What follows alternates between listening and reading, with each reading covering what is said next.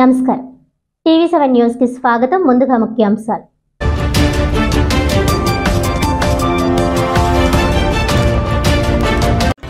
అంగన్వాడీ కార్యకర్తలు సహా పలువురు ఉద్యోగులను గత 18 రోజులుగా నడిరోడ్డున పడేసిన ఏకైక ప్రభుత్వం వైసీపీ ప్రభుత్వం. జగన్ వంటి డిక్టేటర్ పాలనలో రాష్ట్రంలో ఉద్యోగులు అనేక ఇబ్బందులు పడుతున్నారన్న ఏపీ కాంగ్రెస్ పార్టీ అధ్యక్షుడు గిడుగు రుద్రరాజు, కేంద్ర మాజీ మంత్రి ఎంఎం పల్లంరాజు.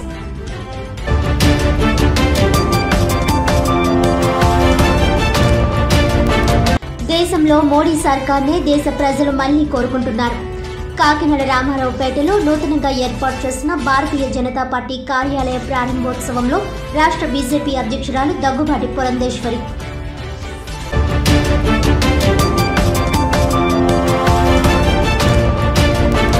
సంతచెరువు కనకదుర్గమ్మ ఆలయానికి అడ్డుగా ఉన్న ఎన్టీఆర్ విగ్రహాన్ని తొలగించకుండా కేవలం 2 అడుగుల దూరం మాత్రమే పక్కకు మళ్లించాం. ఎన్టీ రామారావుపై నిజమైన అభిమానం తమకే ఉందని తెలుగుదేశం పార్టీ నాయకులు రాజకీయంగా ఉపయోగించుకోవాలని, విగ్రహాల రాజకీయం మొదలుపెట్టడం దారుణమన్న Kakinada city MLA Dwarampudi Chandrasekhar Reddy.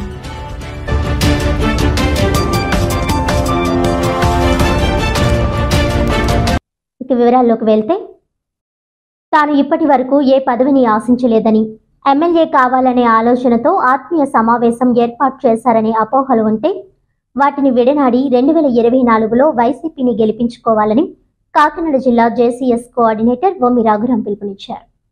Jaggampeta Shri Balaji function హాల్లో నిర్వహించిన వైఎస్ఆర్ కాంగ్రెస్ పార్టీ నియోజకవర్గ ఆత్మీయ సమావేశంలో వొమ్మి రఘురాం మాట్లాడుతూ, ఇటీవల గత కొన్ని రోజులుగా నియోజకవర్గ పార్టీలో జరుగుతున్న పరిణామాలపై ఆత్మీయ సమావేశం ఏర్పాటు చేయడం జరిగిందన్నారు. కొంతమంది రాజీనామాలు చేస్తున్నారని అన్నారు. నియోజకవర్గంలో పార్టీ మనుగడ లేదు అనే ప్రచారం జరుగుతుందని, వాటిని త్రిప్పికొట్టాలనే మేమంతా సమావేశం ఏర్పాటు చేశామని అన్నారు. 2024లో జగ్గంపేట నియోజకవర్గ సీటు ఎవరికిచ్చినా గెలిపించుకోవాలన్నదే నా ఎజెండా అన్నారు. అదే విధంగా ప్రతి ఒక్కరూ కృషి చేసి పార్టీని గెలిపించుకోవాలని కోరారు. ఈ కార్యక్రమంలో 4 మండలాల వైసీపీ నాయకులు అధిక సంఖ్యలో పాల్గొన్నారు.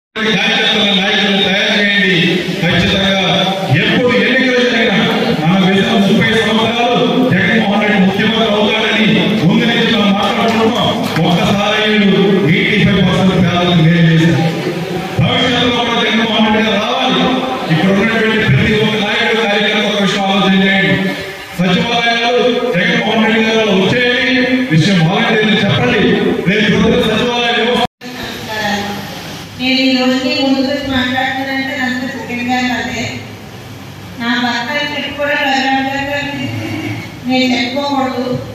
కానీ ఎంతోమంది చాలా కష్టపెట్టి ఎంతోమంది వచ్చినా వెళ్ళిపోయినా సరే ఆయన పార్టీ జెండా పట్టుకుని అలా మోస్తూనే ఉంటారు. అది అందరికీ తెలుసుకోవాలి. దాని గురించి ఆయన పడ్డ కష్టాల గురించి నాకు రిజర్వేషన్ కావడం వల్ల నేను ఈ జెడ్పీటీసీ పదవిని పొందగలిగాను. ఇవన్నీ ఉంటుంది, రేపు పోతుంది. 2 సంవత్సరాల తర్వాత నేను కేవలం ఒక జగన్మోహన్ రెడ్డి గారి పార్టీ కార్యకర్తగానే ఎన్నుకున్నాను నాయకురాలిగా. అంతేగాని పదవులకి నేను ఆశించలేదు. నా భర్త కూడా అదే విధంగా ఏ పదవికి ఆశించలేదు. నేను అందరూ కూడా అలాగే జగన్మోహన్ రెడ్డి గారిని 2024లో ఇదే విధంగా ముఖ్యమంత్రిగా గెలిపించాలని కోరుకుంటూ సెలవు తీసుకున్నాను. పవన్ కళ్యాణ్ పేరెత్తిన ఫోటో చూసిన వైకాపా నాయకులకు వెన్నులోంచి దడపుడుతుందని జనసేన పార్టీ రాజకీయ వ్యవహారాల కమిటీ సభ్యులు కాకినాడ రూరల్ ఇన్ఛార్జ్ పంతం నానాజీ అన్నారు. ఈ సందర్భంగా ఆయన మాట్లాడుతూ, జనసేన పార్టీ వ్యవస్థాపకుడు పవన్ కళ్యాణ్ కాకినాడ పర్యటన సందర్భంగా ఏర్పాటు చేసిన ఫ్లెక్స్లను తొలగించడం కాకినాడ రూరల్ ఎమ్మెల్యే కన్నబాబు చేస్తున్న దుష్ట రాజకీయానికి పరాకాష్ఠన్నారు. తాము క్రమశిక్షణ కలిగిన నాయకుని పర్యవేక్షణలో కొనసాగుతున్నామని, విచక్షణ విస్మరించి ప్రతిచర్యలకు దిగితే ఫలితం మరో విధంగా ఉంటుందని హెచ్చరించారు.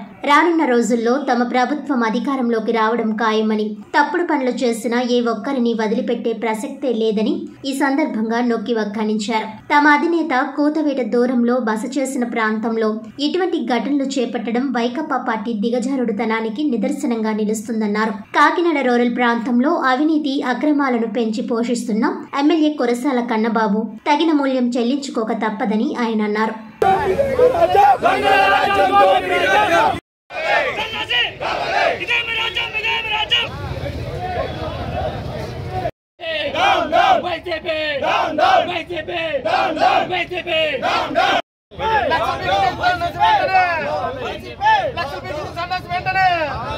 దొంగలకి సన్నాసి దొంగలకి పవన్ కళ్యాణ్ అంటే భయం.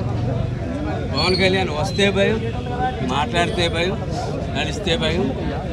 ఒక సమీక్ష సమావేశం పోతంత దూరంలో జనసేన పార్టీ సమీక్ష సమావేశాలు జరుగుతూ ఉంటే మా నాయకుడు పవన్ కళ్యాణ్ గారు వస్తే స్వాగత సన్నాహాలు చేసుకుని ఫ్లెక్స్లు అవి పెట్టుకుని ఉంటే ఒక ప్రైవేటు వెహికల్లో ఒక దొంగ, అది కూడా దొంగది, ఆ ట్రక్కు దొంగ ట్రక్కులో వచ్చి దొంగతనంగా వచ్చి ఇక్కడ పగలు మా ఫ్లెక్స్లు తీసేసి వాళ్ళు ఫ్లెక్స్లు పెట్టుకుంటూ వెళ్ళిపోతూ ఉన్నారు. ఏమయ్యా అని అడిగితే అది వదిలేసి పారిపోయాడు. అది ఏంటి అని చెక్ చేస్తే అది దొంగది, ఆ ట్రక్ దొంగది, ఆ ట్రక్కి నెంబర్ లేదు, సీబుక్ లేదు, ఆ ట్రక్కి ఏమీ లేదు. నేను ఒకటే చెప్తా ఉన్నాను, సిగ్గుమాలి పనికిమాలి సన్నాసులారా, 5 నిమిషాలు పనిరా మీ ఫ్లెక్స్ తీసి మా ఫ్లెక్స్ కట్టుకోవడం అన్నది.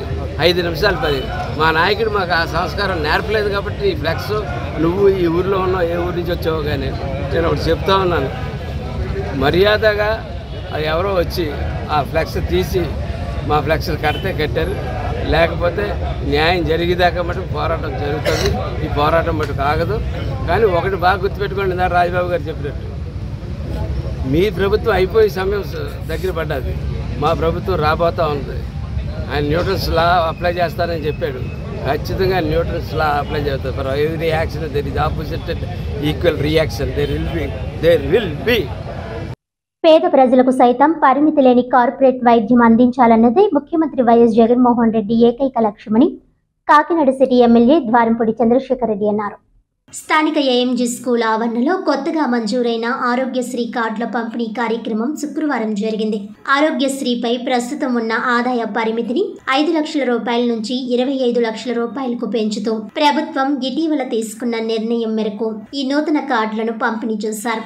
ఎమ్మెల్సీ కరి పద్మశ్రీ, కౌడ చైర్పర్సన్ రాగిరెడ్డి చంద్రకళాదీప్తి, నగరపాలక సంస్థ కమిషనర్ సిహెచ్ నాగనరసింహరావు, వైఎస్ఆర్సీపీ నగర అధ్యక్షురాలు మాజీ మేయర్ శంకర శివప్రసన్న, పలువురు అధికారులు, ప్రజాప్రతినిధులు ఈ కార్యక్రమంలో పాల్గొని మాట్లాడుతూ ఆర్థిక ఇబ్బందుల కారణంగా పేద ప్రజలెవ్వరూ ఆరోగ్య సమస్యలతో వైద్యం కోసం బాధపడకూడదనే ఏకైక లక్ష్యంతో దివంగత ముఖ్యమంత్రి వైఎస్ రాజశేఖర్ రెడ్డి ప్రవేశపెట్టిన ఆరోగ్యశ్రీ పథకాన్ని ఆయన తనయుడు వైఎస్ జగన్ మరింత పటిష్టవంతంగా అమలు చేస్తున్నారని అన్నారు.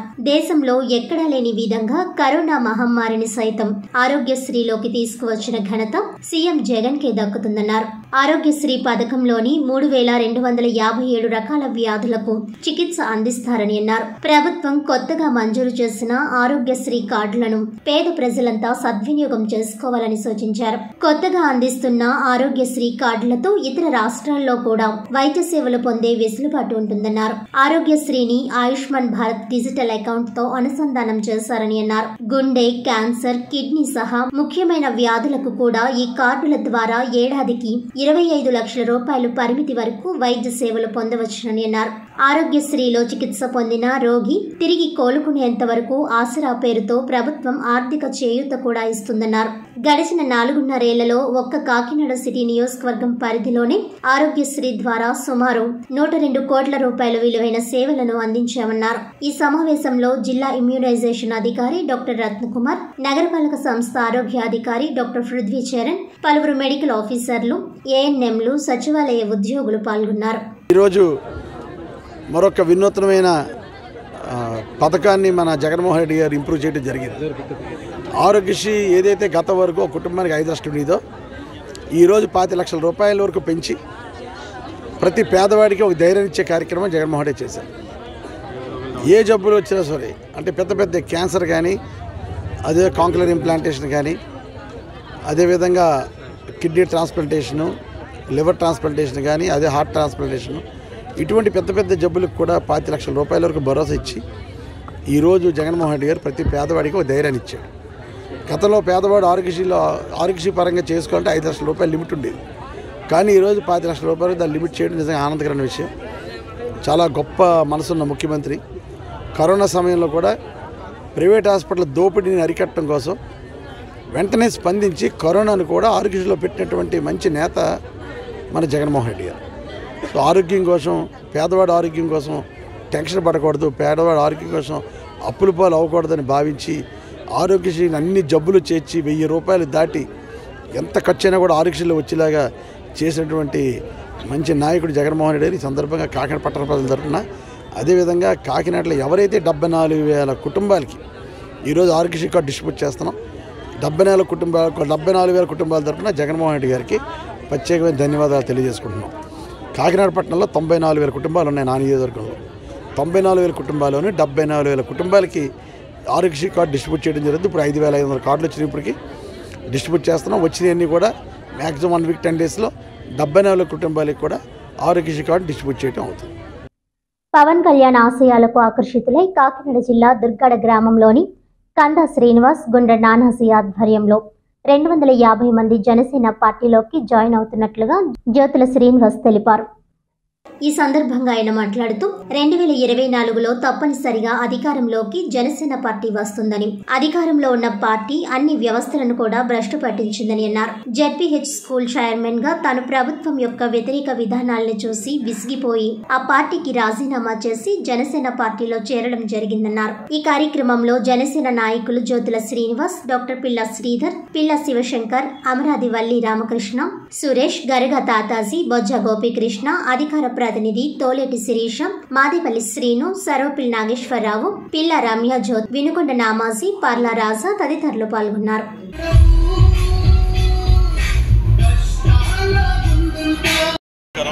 ఈరోజు దుర్గాడ గ్రామంలో వైసీపీ నుంచి జాయిన్ అయిన సీనియర్ నాయకులు కందా శ్రీనివాస్ గారు, గుండ్ర నానాజీ గారు, గాది చంద్రరావు గారు అందరికీ కూడా నా హృదయపూర్వక నమస్కారాలు.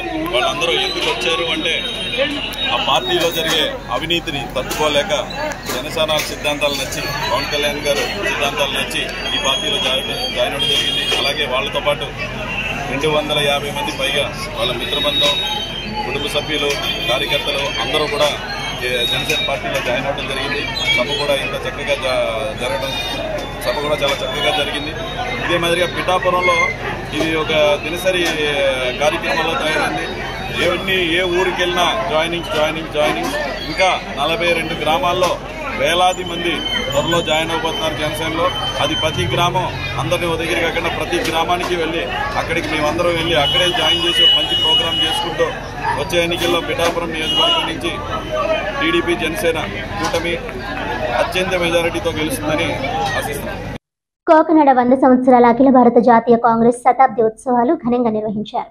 కాకినాడ సూర్యకళా మందిర్ ప్రాంగణంలో డాక్టర్ పి చిరంజీవిని కుమారి అధ్యక్షతన అఖిల భారత జాతీయ కాంగ్రెస్ మహాసభలు ప్రారంభించారు. ఈ కార్యక్రమంలో మహాత్మా గాంధీజీ 100 ఏళ్ల క్రితం కాకినాడలో భారత జాతీయ కాంగ్రెస్ మహాసభల ఫోటోలు ప్రదర్శన, పాఠశాల విద్యార్థులచే దేశభక్తి గీతాలు, వక్తృత్వ పోటీలు, 100 ఏళ్ల క్రితం కాకినాడ కాంగ్రెస్ మహాసభల పుస్తకావిష్కరణ నిర్వహించారు. ఈ కార్యక్రమానికి మాజీ కేంద్ర మంత్రివర్యులు మల్లిపూడి వంగపతి పల్లంరాజు సభ ప్రారంభించారు. ఈ కార్యక్రమానికి ముఖ్య అతిథులుగా ఆంధ్రప్రదేశ్ రాష్ట్ర శాసనసభ డిప్యూటీ స్పీకర్ మండలి బుద్ధప్రసాద్, లోక్సత్తా నాయకుడు డాక్టర్ జయప్రకాష్ నారాయణ, ఎమ్మెల్సీ ఇళ్ల వెంకటేశ్వరరావు, ఆంధ్ర రాష్ట్ర గ్రంథాలయాల సంఘ ప్రధాన కార్యదర్శి డాక్టర్ రావి శారద తదితరులు హాజరయ్యారు.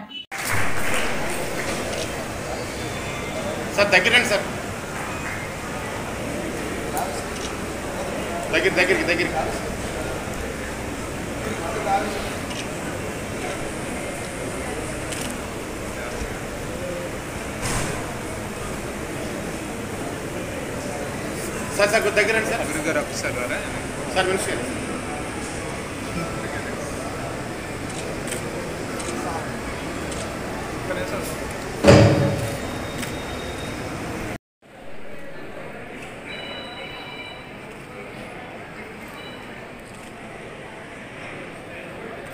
రచనలకెక్కిన మాటలు ఉపన్యాసాలలో రావు.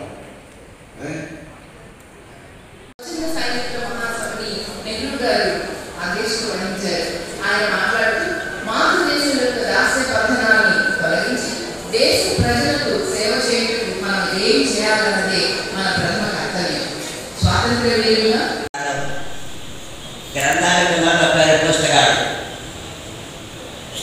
ఇవాళ నువ్వు దేన్ని ప్రేమించాలి అని అడిగితే శారద గారి పుస్తకాన్ని అంటారు. శారద గారి యొక్క గొప్పతనం ఒక మాటలో మీరు చెప్పాలి. పుస్తకాలు చదవడమే కాదు, పుస్తకాలు చదివించాలి. ఈ చదివించడం కోసం